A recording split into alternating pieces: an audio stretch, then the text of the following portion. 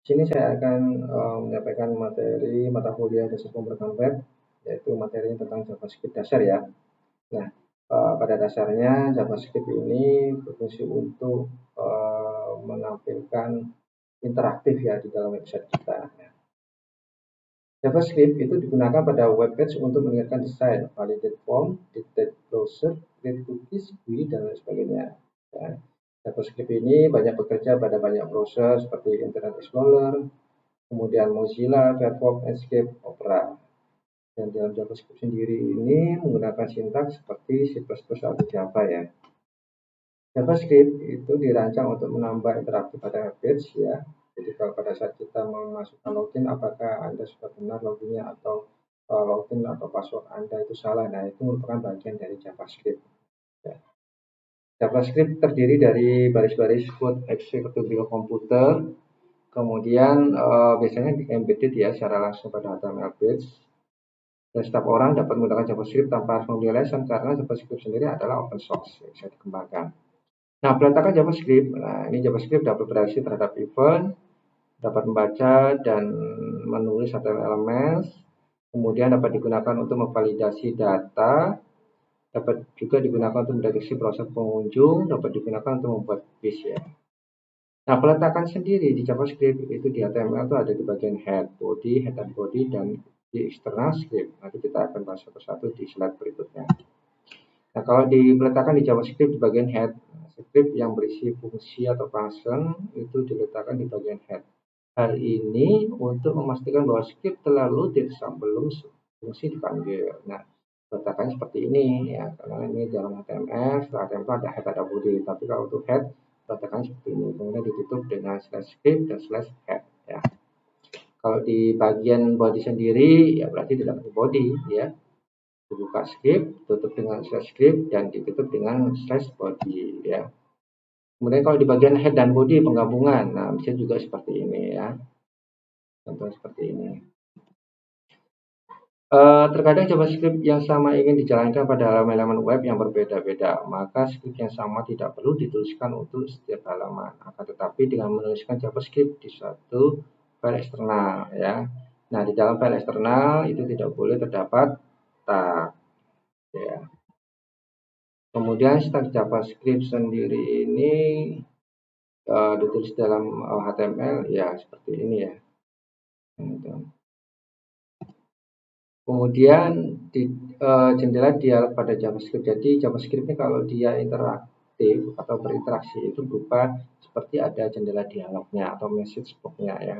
Ada 3 macam jendela dialog pada JavaScript, yaitu yang pertama jendela dialog alert, jendela dialog document write, dan jendela dialog confirm. Ketiga dialog ini memiliki perilaku dan kegunaan yang berbeda-beda. Ya. Kalau dialog alert itu biasanya digunakan untuk menampilkan sebuah pesan, peringatan, atau informasi ya. Nah, untuk penulisannya seperti ini, window.alert, kemudian kita isi pesannya seperti apa. Contohnya ya seperti ini. Jadi nanti pada saat kita membuat script seperti ini yang kita letakkan pada head, maka hasilnya outputnya itu yaitu selamat belajar JavaScript. Kemudian kita klik OK. Kemudian di document write ini berfungsi untuk menuliskan pesan yang dituliskan oleh browser, yang dimana form tersebut sebelumnya telah ditulis atau diisi pengunjung ya. Isinya seperti ini ya. Kemudian di dialog confirm itu digunakan untuk melakukan confirm dalam melakukan tindakan tertentu ya. Jadi kita menulis nama variabelnya, kemudian percabangannya, kemudian kita tulis isi dengan dokumen web ya. Kemudian di dalam JavaScript sendiri itu mengenal namanya objek, properti, method ya. Sama karena ini merupakan bagian dari objek oriented ya. Jadi objek bukan hanya menyimpan variabel properti tapi juga metode. Properti adalah nilai yang terkait dengan sebuah objek, sedangkan metode adalah aksi yang bisa dilakukan pada objek tertentu ya. Nah, kalau dalam script ini kan kita membuat objek dulu ya.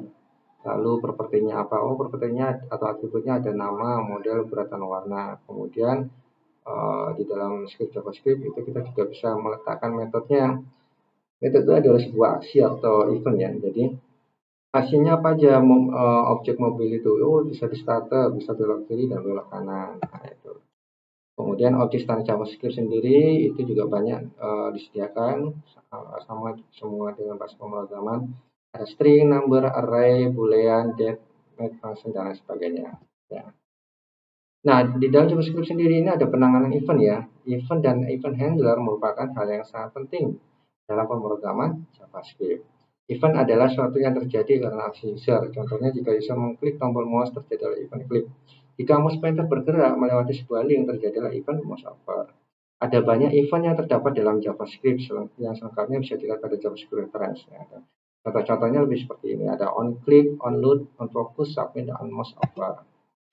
On click adalah suatu kejadian yang terjadi ketika sebuah elemen HTML diklik. Nah, jadi kita masukkan ID sama dengan demo, on clicknya, ya, pasien, kemudian klik nih, kita klik. Nah, itu dia akan menghasilkan menu yang lain ya, atau berinteraksi lah. Nah, sedangkan on change adalah suatu kejadian yang terjadi ketika sebuah elemen HTML berubah. Nah, itu biasanya kita fungsikan untuk pemilihan seperti radio button ya. Nah, itu atau text box dan lain sebagainya.